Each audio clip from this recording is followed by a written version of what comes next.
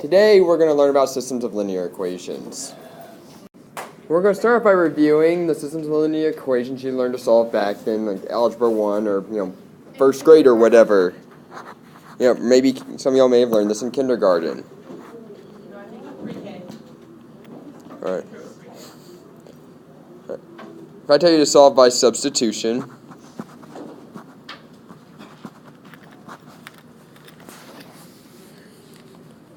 (3x plus 2y is equal to 11), and then negative x plus y is equal to 3. Now, in case you've slept since, preschool, whenever you learned this the first time, alright, you need to solve one of the equations for one variable. Since the second equation has a y coefficient of positive 1, I recommend you take the second equation and solve it for y. You can do that by adding x to both sides. So that makes the second equation y equals x plus 3.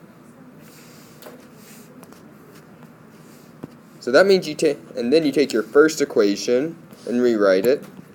But instead of y, you put what y is equal to, which is x plus 3. And then write your equals 11. Now you can just solve for x. Distribute.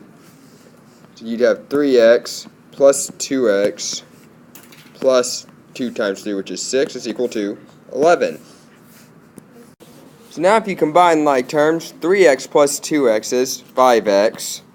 And if you subtract 6 from both sides, that is equal to 5. Divide by 5. And you get that the x-coordinate is equal to 1. So the x-coordinate of where they intersect is 1. So now you can take that 1, plug it back in up here,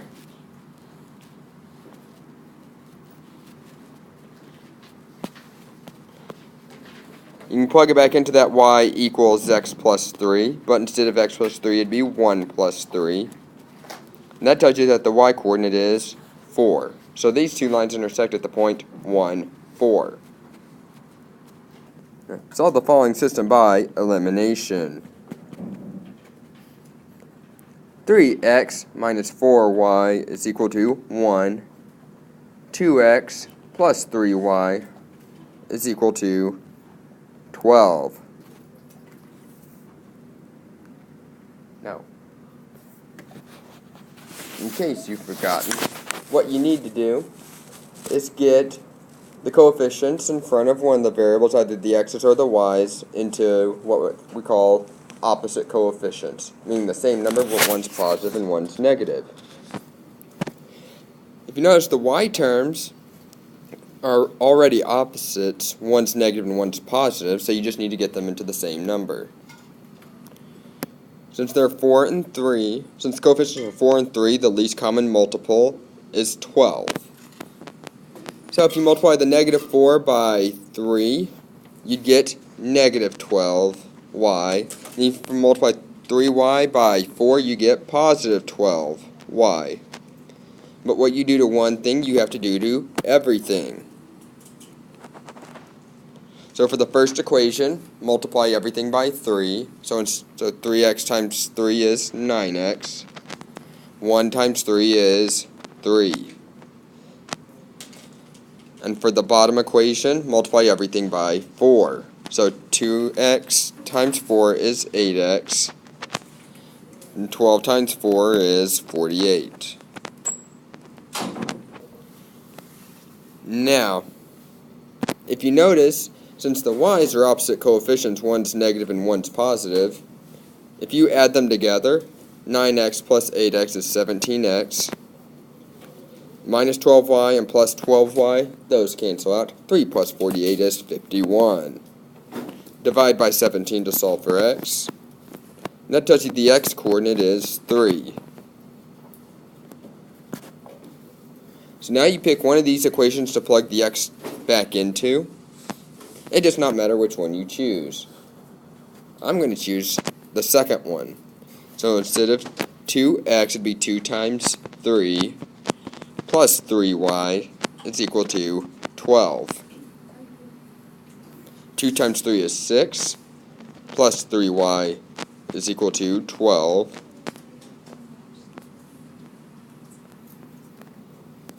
So this tells you that if you subtract 6 from both sides, you have 3y is equal to 6. And then divide by 3, and y is 2. So, if you go up here, that means these two lines intersect at the point 3, 2. Here's an example of when you would have what we call an inconsistent system. Inconsistent means they don't intersect.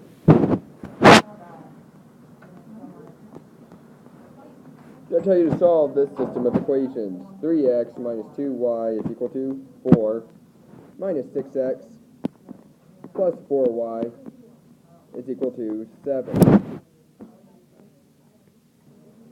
Alright. Now, I don't tell you how to solve it, so you can solve it any way you want. You notice all you have to do is multiply the 3 by 2 to get positive 6x. And you can just solve it by elimination.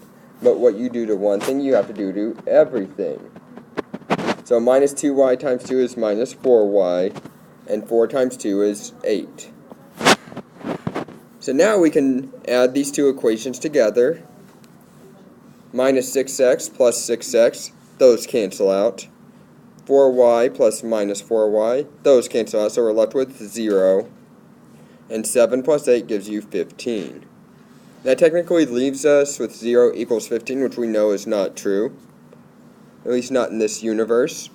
So, since 0 is never equal to 15, that means there are no solutions, or no real solutions. Alright, here's an example of whenever you'd have infinitely many solutions. If I were to tell you to solve 8x minus 2y is equal to negative 4, then negative 4x plus y is equal to positive 2.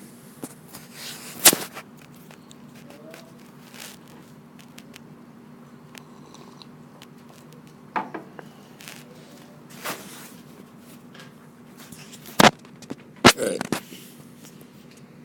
If you multiply, if you notice, the x terms are both opposite and the y terms are both opposite. All you have to do is multiply the second equation by 2. And you get the opposite terms of what's in the first. You'd have negative 8x, then plus y times 2 would be 2y, and then 2 times 2 would be 4. So that's your second equation. If we go ahead and write our first equation underneath it, 8x minus 2y is equal to negative 4, and then add them together.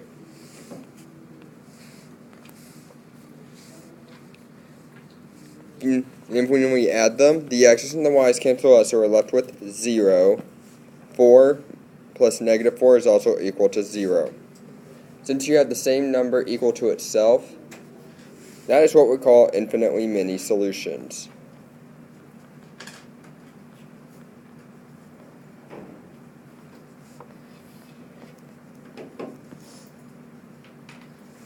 What that means is that if you were to take both of these and solve them for y, so you could graph them, like in a calculator or whatever, you'd get the same equation for both. Alright, this says salaries for the same position can vary depending on location. In 2010, the average of the salaries for the position of Accountant 1 in San Diego, California, and Salt Lake City was $45,091.50. The salary in San Diego, however, exceeded the salary in Salt Lake City by $5,231. Determine the salary for the Accountant 1 position in San Diego and Salt Lake City. Alright. First, when doing word problems, we need to figure out what it's asking us to find. Next, let's find the salary for the Count 1 positions in San Diego and Salt Lake City. So if we let X be the salary in San Diego, and Y be the salary in Salt Lake City,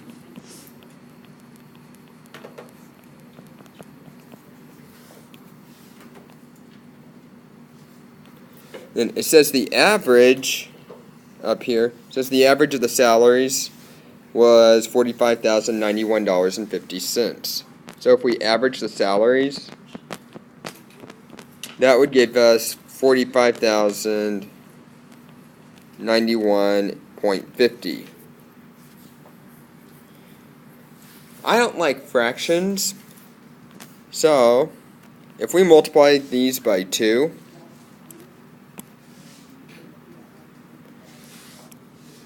if we multiply everything by 2, you would have x plus y equals 45,091.50 times 2, which means the two salaries add up to $90,183. And that's our first equation that we can use.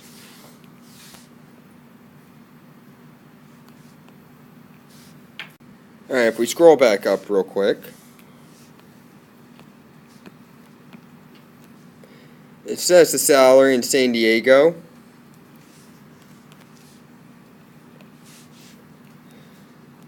exceeded the salary in Salt Lake City by $5,231. So if we take the salary in San Diego, add $5,231 to it, we get the salary for San Diego.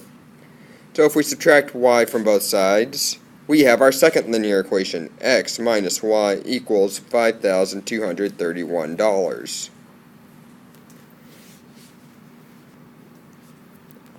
So now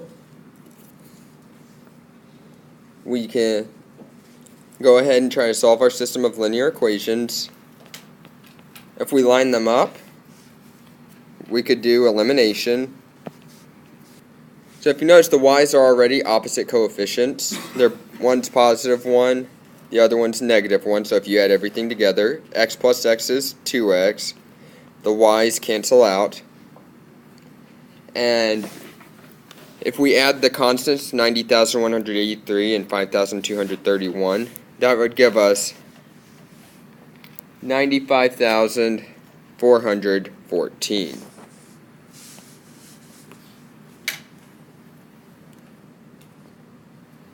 So now, if we divide by 2, the San Diego or the Count 1 salary for San Diego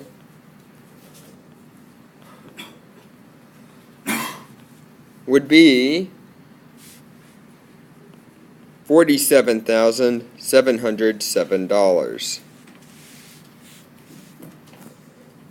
And now we can plug this in to find the salary for the same position in Salt Lake City. Good morning, teachers. So now we can plug this back into one of our equations to find the salary for the position in Salt Lake City. You notice, remember, x plus y equals 90,183. So if we plug that 47,707 in, you would have 40,707 plus y equals 90,183.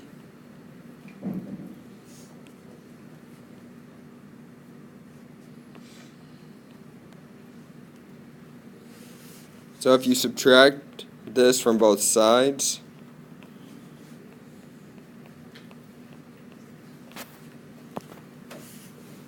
you'll find that the position in Salt Lake City has a salary of $42,476. So the same position in Salt Lake City has a salary of $42,476. Alright, so if I tell you to solve the system 3x plus 9y plus 6z is equal to 3. 2x plus y minus z is equal to 2. And x plus y plus z is equal to 2. So, in case you've forgotten, whenever you have systems of 3 equations, remember the values still go in alphabetical order, x, y, z. So, when solving these, you always start with the x column, and I like to get them in numerical order from least to greatest before solving these. Like, I'd rather have this equation listed first, and then this second equation here listed underneath it.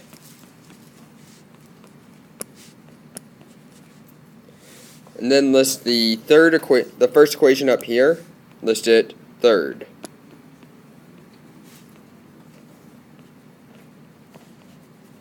And then just solve these 3.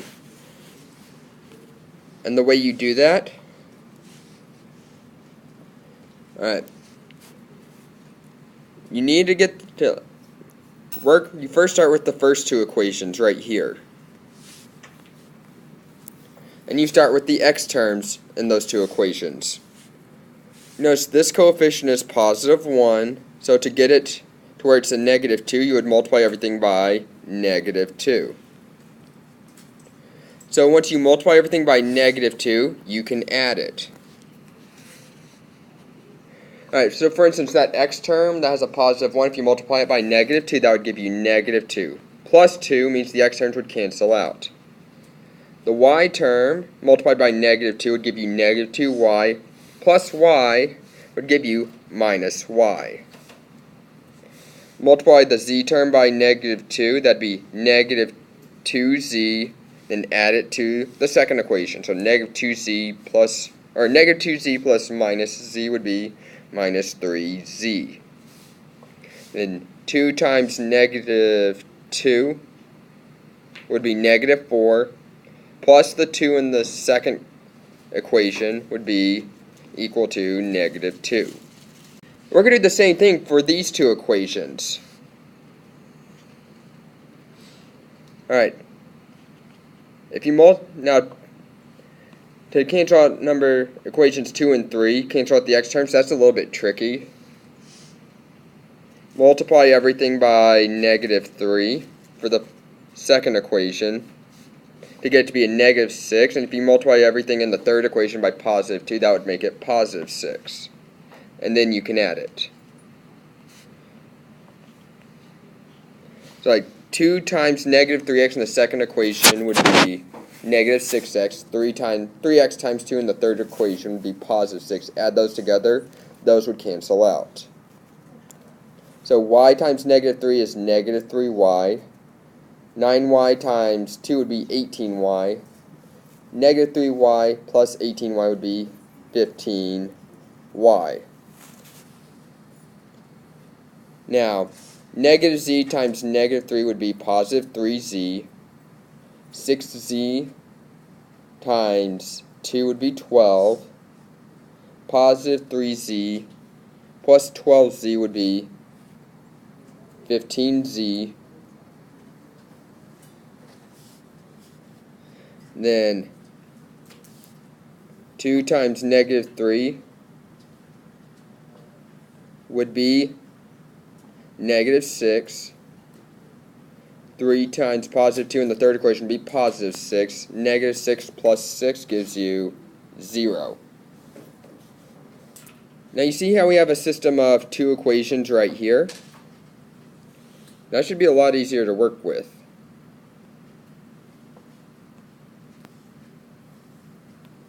Take this equation right here. Alright. It might be easier to cancel out the z variable, because all you'd have to do is multiply it by positive 5. Negative 3z times positive 5 would be minus 15z. No, but what you do to one thing, you have to do to everything. So negative y times 5 would be minus 5y. Negative 2 times 5 would be minus 10.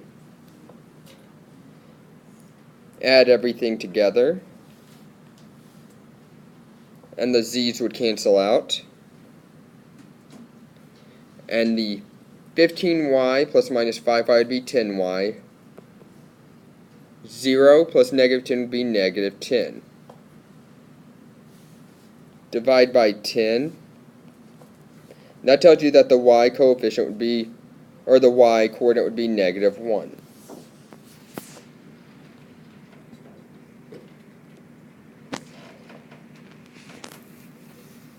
So now,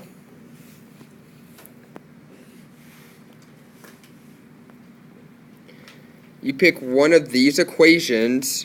Since we have this in terms of y and z, and we already found y, you can pick one of these two equations, plug your y term into it, and find your z. I'm going to take the negative y minus 3z is equal to negative 2, and just plug in your negative 1. Instead of minus y, you'd have minus and then negative 1 minus 3z is equal to negative 2. Opposite of minus 1 is positive 1 minus 3z is equal to negative 2.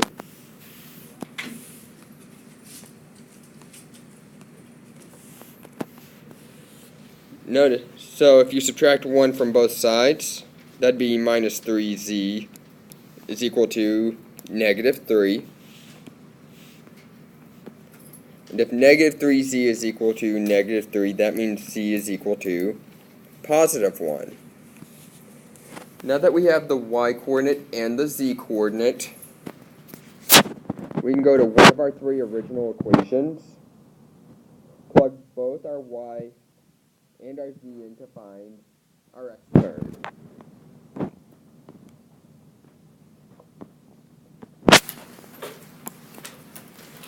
If you look at the top, at the list of equations you had at the beginning, there was one of them like this. I believe that was the third equation you were given originally. So if you plug in your y term, x plus, instead of y, it'd be negative 1. Instead of z, you plug in positive 1 equals 2. Negative 1 and positive 1, those cancel out, so that tells you that x is 2. So these three-dimensional lines will intersect at the point 2, negative 1, positive 1. Alright, so suppose I tell you to find the equation of the quadratic, or the parabola, y equals ax squared plus bx plus 3 that passes through these 3 points. 2, 4, negative 1, 1, and 2, 5.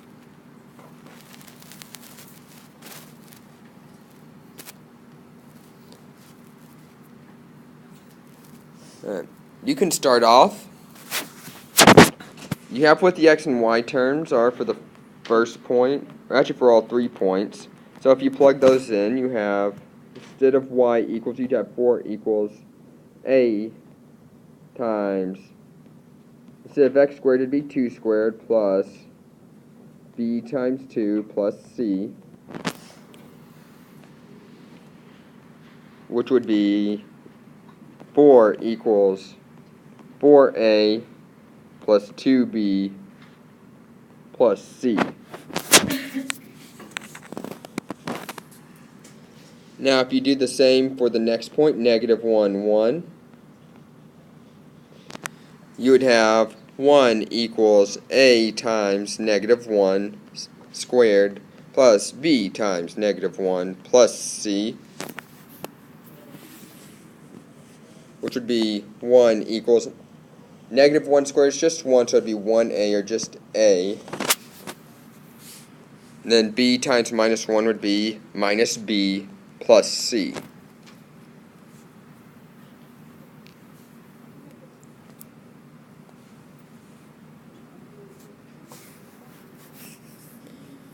Then if you use the following point, instead of y equals, it'd be 5 equals a times negative 2 squared plus b times negative 2 plus c,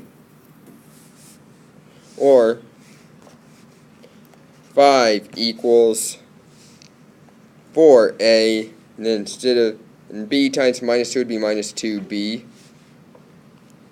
plus c.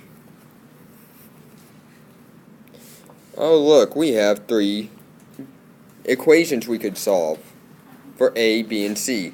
We have the purple equation, we have the black equation, which we can write directly underneath it,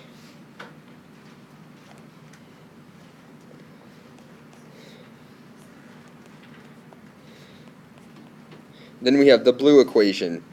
4 equals 4a plus 2b plus c.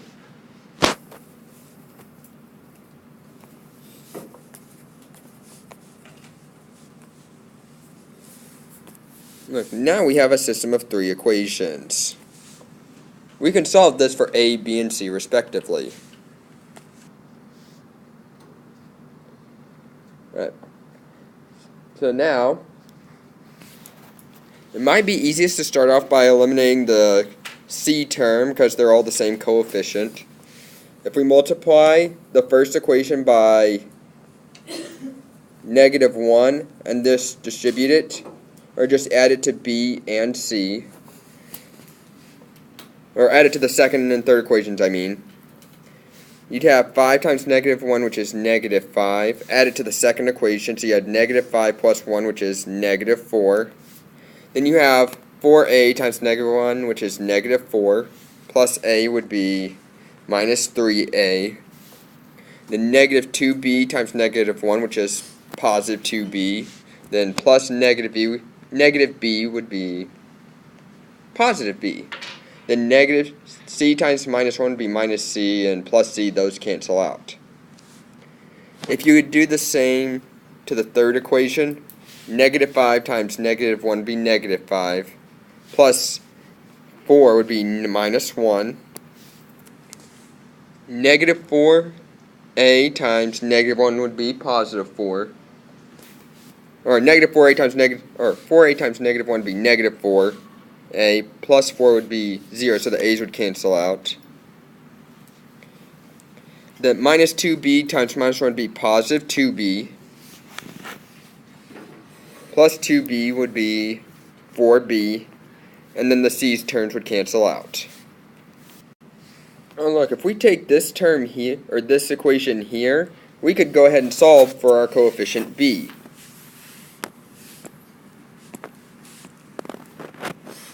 This tells you that our b term would be equal to -1/4. So if we go ahead and plug that into this equation up here, you'd have -4b, or -4, I mean, is equal to minus 3a, and then plus -1/4.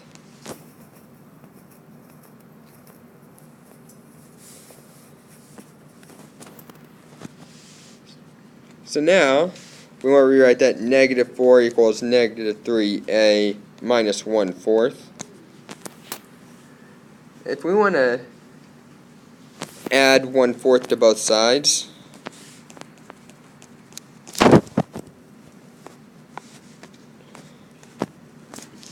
that would be, I believe, -15/4 is equal to -3a. Now, to cancel out the -3 in front of a, you could either divide by -3, or since we already have a fraction on the left-hand side, it might be easier if you just multiply by the reciprocal, which would be -1/3. Because the negatives would cancel out, and the 3's would cancel out, so you'd be left with just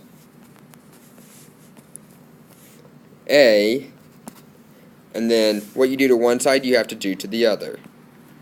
So multiply everything by -1/3. The negatives cancel out. The 3 and the 15 reduce to 5 and 1, so 5/4 is equal to a.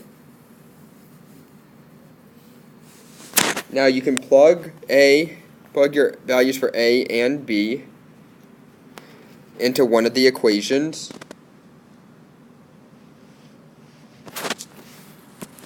Just to remind you, you have B equals negative 1/4 and A is equal to 5/4.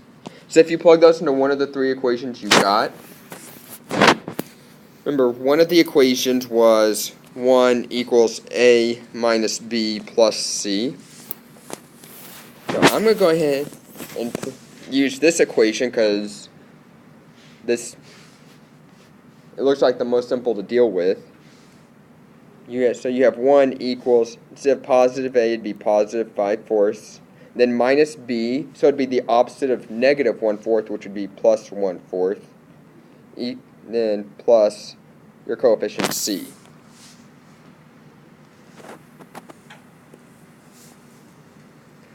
So now, 5/4 plus 1/4 is 6/4. Then plus C is equal to 1.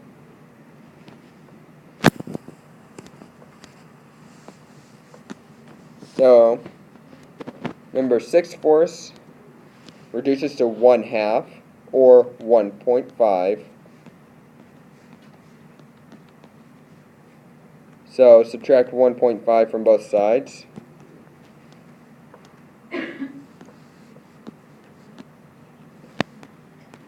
So C is equal to negative 1/2 or negative 0.5. So remember, our B was negative 1/4 or negative 0.25, and our A was 5/4 or 1.25. So that means with these coefficients, our quadratic that contains those points was 1.25 x squared minus 0.25 x minus 0.5.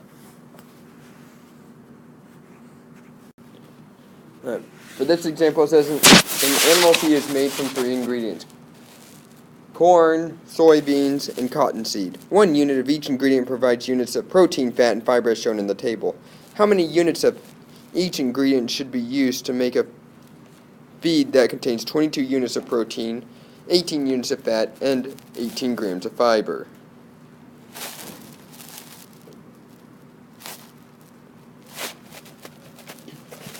So, if we look for the protein, we need 1/4 of a unit of corn plus 4/10 of a unit of soybean, and then 0.2 units of cottonseed. That should come out to equal 22. And it might help if we go ahead and decide which ingredient is labeled by which variable. So for fat, there needs to be, fat gives the following equation: 0.4 times the units of corn plus 0.2 times the units of soybeans plus 3/10 times the units of cottonseed equals 28. And fiber, go ahead and create that equation: 0.3 times x plus 0.2 times y plus 0.1 times z equals 18. Now, if you don't like dealing with decimals, what you can do is start off by, now to get rid of this decimal number, you'd have to multiply it by 100. So if you do that to everything, that won't change the values of x, y, and z. What you're doing here is just getting rid of the decimal numbers, so it'd be 25x, then 0.4 times 100 would be 40, y, 0.2 times 100 would be 20, z equals 2200. Now, for everything else only has one decimal place, so you can multiply everything else by 10.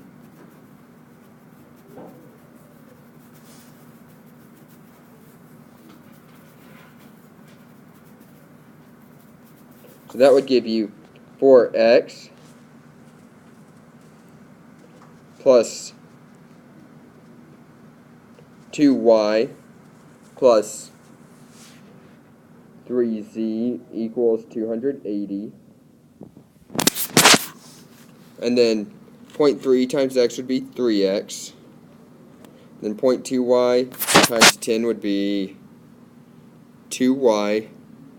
Then 0.1 times 10 would just be 1, so it would be 1z or just z. Then 18 times 10 is 180. Alright, those equations look a little bit neater to deal with. Now we just need to solve them. Alright. If we move this equation to the bottom,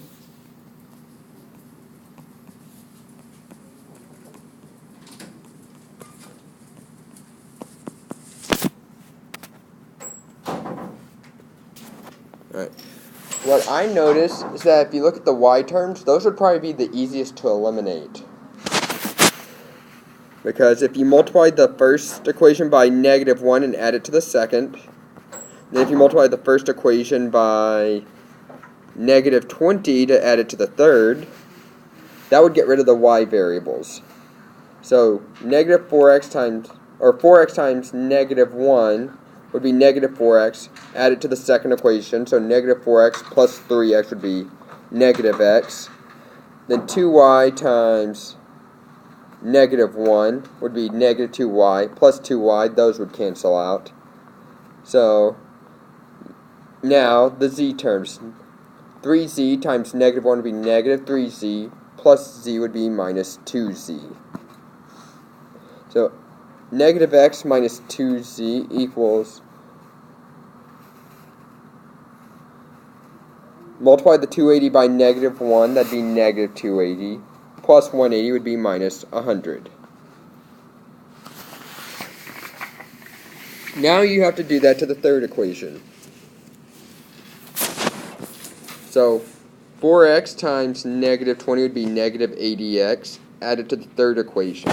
-80x plus 25x would be -55x. 2y times -20 would be -40y, added to the third equation. -40y plus 40y, those cancel out. Then move on to the z terms. 3z times -20 would be -60. Z plus 20z would be -40z. Then 280 times -20 would be, I believe, -5600. -5600 plus 2200 would be -3400. So now you have a system of two equations and two variables to deal with. Now you have to go through that process one more time.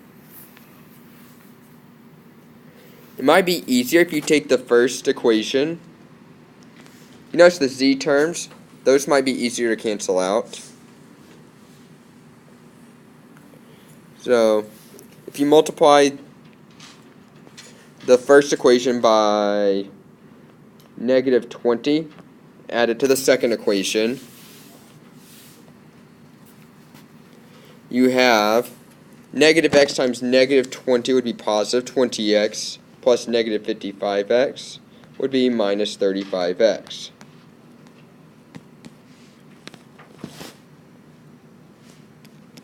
-2z times -20 would be 40z. Then add it to the second equation. 40z minus 40z would be 0. So you just end up with -35x. And then -100 times -20 would be positive 2000. Add it to the -3400. You'd have -1400. Now if you divide both sides by -35, you solve for x, and x should give you 40. So now that we solved for x, you pick one of those equations and plug it back in. Pick one of these to plug it back in so you can solve for z. I'm going to choose this equation right here. So instead of negative x, you'd have minus 40 minus 2z equals negative 100.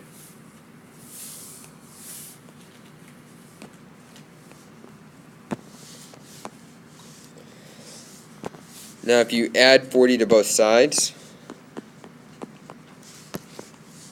you'd have minus 2z is equal to negative 100 plus 40 would be minus 60. Divide by negative 2.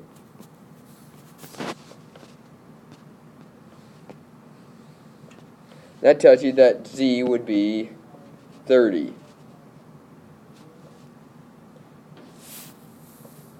So now you take your values for x and z, plug them into one of your three original equations to solve for y. There's one equation we had. It was 3x plus 2y plus z equals 180.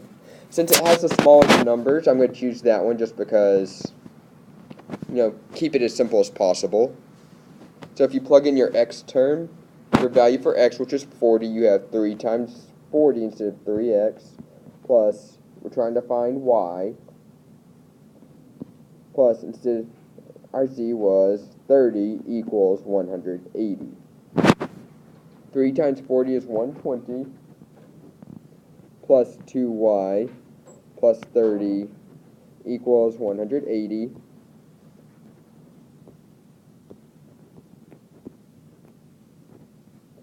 So 120 plus 30 is 150,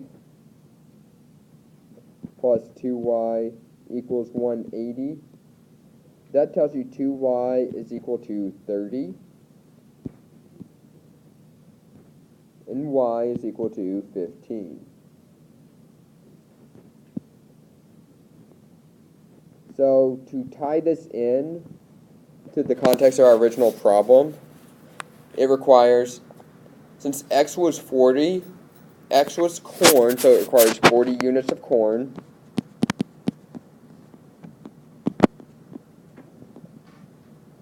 Since y we said was 15, and y represented the units of soybean, that means there would be 15 units of soybean.